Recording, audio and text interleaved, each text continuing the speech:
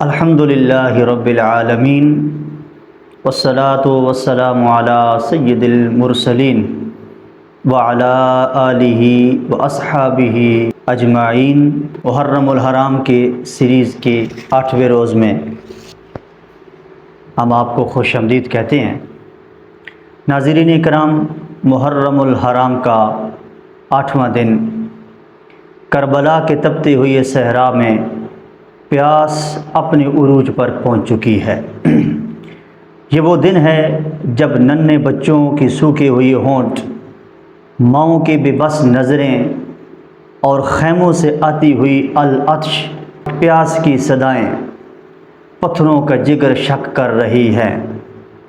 پیاس صرف پانی کی کمی کا نام نہیں ہے، یہ آل رسول کے امتحان اور ان کی بے مثال قربانی کا ایک ایسا باب تھا جس کی مثال تاریخ انسانیت لانے سے قاصر ہے۔ اگر ہم تاریخ کا مطالعہ کریں تو پیاس کو ہمیشہ دشمن ایک نفسیاتی اور جسمانی ہتھیار کے طور پہ استعمال کرتا آیا ہے۔ 7 محرم الحرام کو آل رسول پر پانی بند کیا گیا،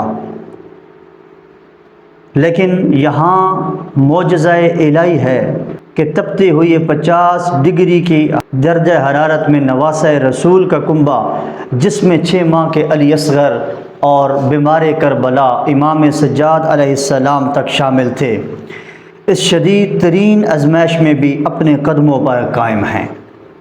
یہ پیاس ان کی کمزوری نہیں بلکہ ان کے ایمان کی طاقت کا ثبوت بن رہی تھی۔ آج 8 محرم کا دن آتے ہی دلوں میں ایک ایسا نام گونجتا ہے، اور وہ نام عباس ابن علی علیہ السلام کا ہے۔ وہ عباس جنہیں تاریخ باب الحوائج اور سقائے سکینہ کے نام سے جانتی ہے۔ امام حسین علیہ السلام کے لشکر کے علمدار، جن کی شجاعت کا یہ عالم تھا کہ وہ اگر تلوار اٹھاتے تو دریائے فرات کا رخ موڑ دیتے، لیکن وہ ابن علی علیہ السلام کی اطاعت گزار بھائی اور اسلام کے سچے سپاہی تھے۔ کون عباس؟ ارے وہ عباس جب یزیدی لشکر کے مقابلے میں زہیر ابن کین گئے، جب انہوں نے یزیدیوں کے لشکر کو چیرتے ہوئے، جب ان کا مقابلہ کرتے ہوئے نماز عصر کا وقت ہوا تو تھوڑی دیر کے لیے ان سے رخصت چاہی۔ جب وہ امام علی مقام کے طرف گئے تو شمر سے اس کا امیر پوچھتا ہے کہ زہیر ابن کین کیا کہہ کر گیا ہے؟ تو شمر نے اپنے امیر سے کہا کہ زہیر ابن کین نماز کی اجازت لے کر گیا ہے۔ تو اس امیر نے کہا کہ تم نے زہیر ابن کین کا مقابلہ کرنے میں اتنی دیر کیوں کی؟ تو شمر نے کہا کہ ہم زہیر ابن کین کا کیسے مقابلہ کریں؟ وہ جب تلوار اٹھاتا ہے تو ہمارے لشکر کے سپاہیوں کو ایسے کاٹ رہا ہے کہ جیسے اس کی تلوار کے سامنے کوئی انسان یا ہمارے جنگجو نہیں، کوئی مولی یا گاجر ہو۔ تو اس کے امیر نے ایک جملہ کہا، وہ جملہ اس نے کہا کہ تم زہیر ابن کین جو امام علی مقام کی چھوٹی انگلی ہے اس کا مقابلہ نہیں کر پا رہے تو ہاشمی نوجوانوں کا مقابلہ کیسے کرو گے؟ اور ان میں بھی بالخصوص اگر میدان جنگ میں غازی عباس آ گئے، عباس ابن علی آ گئے تو اس کا مقابلہ کیسے کرو گے؟ تو دیکھیں حاضرین کہ حضرت عباس ابن علی، آپ کی دہشت سے پورا کوفیوں کا قافلہ لرز اٹھتا تھا۔ جب مخدرات عصمت اور معصوم سکینہ کی پیاس حد سے بڑھ گئی تو غازی عباس نے اپنے آقا امام علی مقام سے اذن جہاد نہیں بلکہ اذن سقائی مانگا، پانی کی اجازت مانگی۔ عباس علیہ السلام مشکیزہ اٹھا کر فرات کی طرف بڑھے۔ فوج دشمن کے حصار کو ایسے توڑا جیسے شیر بھیڑوں کے گلے کو توڑتا ہے۔ وہ فرات میں داخل ہوئے، اپنے چلو میں پانی لیا۔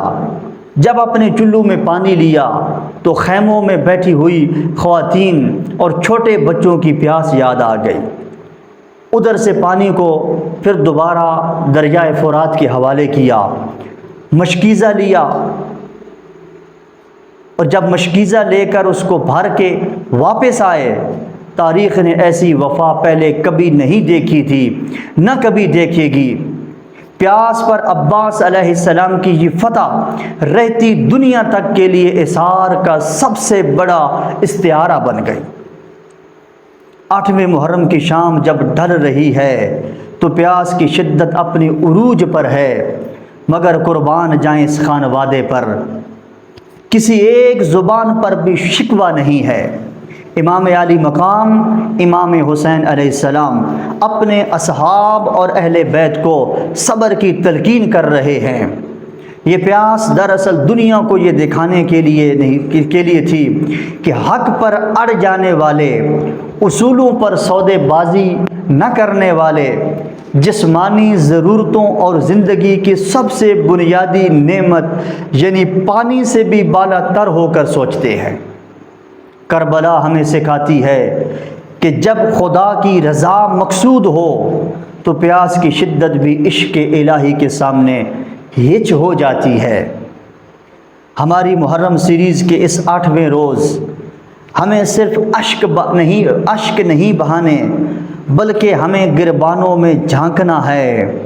غازی عباس کے اس پیاس اور وفا سے ہمیں یہ سبق ملتا ہے کہ اپنے وقت کے امام اپنے دین اور سچائی کے ساتھ وفاداری کا معیار کیا ہونا چاہیے۔ کیا ہم آج کے دور میں پیاسے اور مظلوم انسانوں کی پیاس بجھانے، ان کی مدد کرنے اور حق کے پرچم کو بلند رکھنے کے لیے تیار ہیں؟